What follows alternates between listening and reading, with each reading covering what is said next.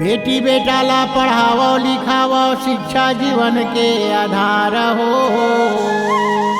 बिना शिक्षा के भटकत रही हो, जीवन हो जाही बेकार हो। डॉक्टर इंजीनियर बनी लइका मन, तबे हो ही कल्याण हो।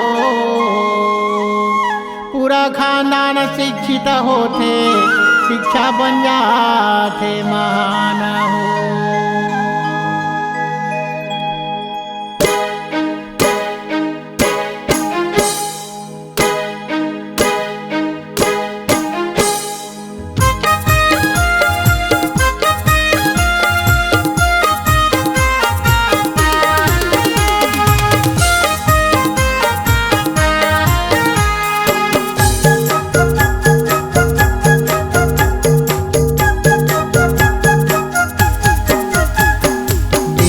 पढ़ावोगा शिक्षित बनावोगा, तभी चली घर परिवार।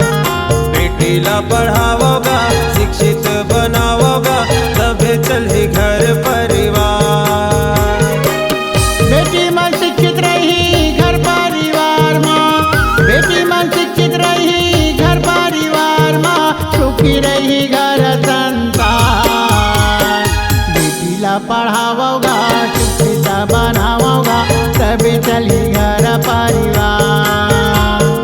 बेटीला पढ़ावोगा शिक्षित बनावोगा, तभी चली घर परिवार।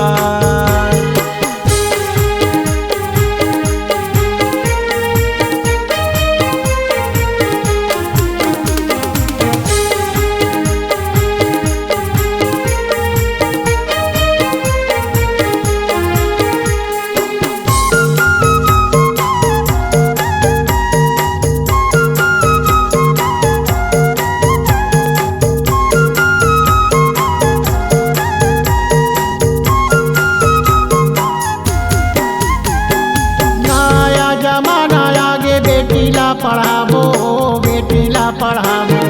नया जमाना आगे बेटीला पढ़ावो, बेटीला पढ़ावो। डॉक्टर इंजीनियर हमन बेटीला बनावो, बेटीला बनावो। डॉक्टर इंजीनियर हमन बेटीला बनावो, बेटीला बनावो। हाँ बेटीला बनावो साहेब, बेटीला बनावो। हाँ बेटीला बनावो साहेब, बेटीला बनावो। घरों में सेवा करी, जनतक सेवा करी, घरों में सेवा करी, जनतक सेवा करी, शिक्षित हो ही सबके परिवार। बेटीला पढ़ावोगा शिक्षित बनावोगा, तभी चली घर परिवार। बेटीला पढ़ावोगा शिक्षित बनावोगा, तभी चली घर परिवार।